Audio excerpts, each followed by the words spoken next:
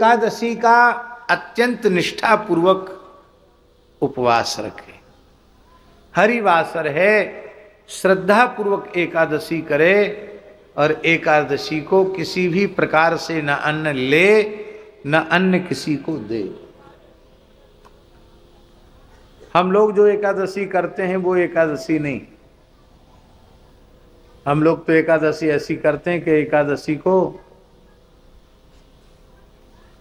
कल एकादशी है तो बोले आज दसवीं है, आज खूब ठूस ठूस कर खा लो, क्योंकि कल दिन में रोटी मिलनी नहीं। तो इतना खा मरे रात को कि दिन भर गला जल रहा है, कंड्याई पड़ रही है और लग रहा है कि अरे अन्न की डकार आ रही। ये बहुत अनुचित है, ऐसा नहीं करना चाहिए। दसवीं को एक समय भोजन लेना चाहिए। और सर्वोत्तम पक्ष है कि एकादशी को निराहार रहा जाए, निर्जल, प्रत्येक एकादशी को। ऐसे अनेक लोग हैं, हजारों की संख्या में लोग हैं जो प्रत्येक एकादशी निर्जल करते हैं। गौड़ीय परंपरा में तो बहुत संत हैं जो प्रायः सभी एकादशियां निर्जल करते हैं। हमारे वृंदावन में भागवत आश्रम है, भागवत निवास आश्रम, वहां के जितने संत हैं वो सब के सब प्रत्येक एकादशी निर्जल करते हैं। यहीं बरसाने में पूज्य श्री विनोद बाबा हैं, प्रत्येक एकादशी निर्जल करते हैं। उनके परिकर में भी कम से कम 100 लोग ऐसे हैं जो प्रत्येक एकादशी निर्जल करते हैं। श्री सुदामा कुटी के मूल पुरुष अनंत श्री संपन्न पूज्यपाद श्री सुदामादास जी महाराज, उन्होंने अपने जीवन पर्यंत प्रत्येक एकादशी निर्जल की। सारे जीवन एकादशियां निर्जल ही रहे। एक बार उन्होंने हमको बताया था कि हमारा विरक्त वेश 11 वर्ष की उम्र में हुआ। कितने वर्ष की उम्र में? 11 साल। बोले हमारे गुरुजी ने जो हमको नियम दिया वो आज तक नहीं छूटा है। बीच बीच में जो जो महात्मा नियम देते चले गए वो बढ़ता चला गया। और तो गुरुजी का तो है ही है, और संत लोग नियम बताते चले गए, वो बढ़ता चला गया। किसी ने कहा ये पाठ कर लिया करो, किसी ने कहा हवन कर लिया करो, तो बढ़ गया, घटा कुछ नहीं। और प्रत्येक एकादशी निर्जल।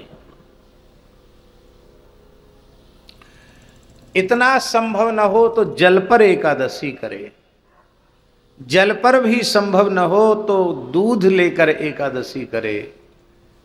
वेद में लिखा है पयो व्रतो ब्राह्मणः यवागु व्रतो राजन्यः आमिक्षा व्रतो वैश्य इति। ब्राह्मण दूध पीकर व्रत करे, क्षत्रिय हलुआ खा करके, लपसी खा करके, फलाहारी तब व्रत करे, वैश्य छेना की मिठाई खा करके व्रत करे। हाँ, 3 के लिए अलग अलग लिखा है। क्षत्रिय के लिए लगता है लपसी इसलिए कि गौ ब्राह्मण पर संकट आ जाए, धर्म पर संकट आ जाए, उस शरीर में लड़ने की शक्ति ही ना रहे तो कैसे करेगा। तो कम से कम बढ़िया थोड़ा छुचेमा घी का हलवा लपसी खाएगा तो कुछ ताकत रहेगी।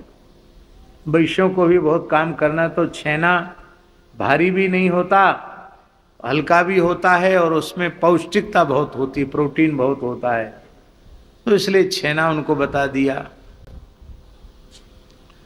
इतना भी न हो तो फल खा करके व्रत करना, एक समय फलाहार करके व्रत करना।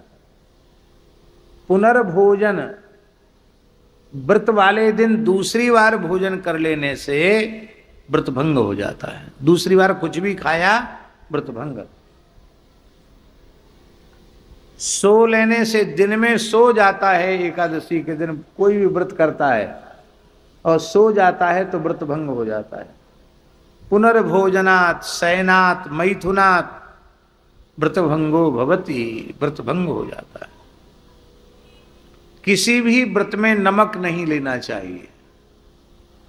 नमक लेते ही, फलाहारी नमक भी व्रत में लिया गया तो व्रत का पुण्य आधा हो जाता है।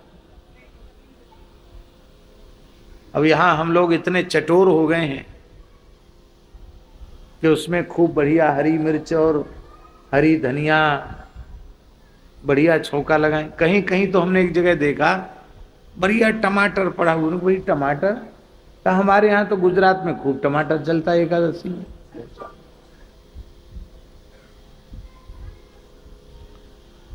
फिर एकादशी को बढ़िया कूटू की पूड़ी, सिंघाड़े का हलवा, राजगिरा का हलवा और जाने काय काय की मलाई के पुआ, लच्छेदार रबड़ी, मखाने की खीर है। पूरे महीना भर में जितना गरिष्ठ नहीं खाते हैं उतना अकेले एकादशी को खा जाते। तो यह जो एकादशी है इसमें अन्न नहीं खाया गया, इतना तो पुण्य मिल जाएगा कि एकादशी को नहीं खाया। लेकिन ये बार बार खाने पीने वालों को एकादशी का कोई लाभ विशेष नहीं होता। एकादशी व्रत निष्ठा पूर्वक करें। अब इसमें थोड़ा सा एक छूट और हम दे देते हैं। हमको कोई पावर नहीं है देने का, लेकिन फिर भी किसी को हाई शुगर है तो खाली पेट रहने से शुगर और बढ़ती है, और उसको भी यही नियम बता दिया जाए, कहीं बीच में ही बीमार और ज़्यादा पड़ जाए तो अच्छा नहीं है, क्योंकि उसको सवेरे ब्लड प्रेशर की, शुगर की दवाई खानी है तो खाली पेट दवाई नहीं खाई जाएगी, दवाई के लिए कुछ लेना पड़ेगा।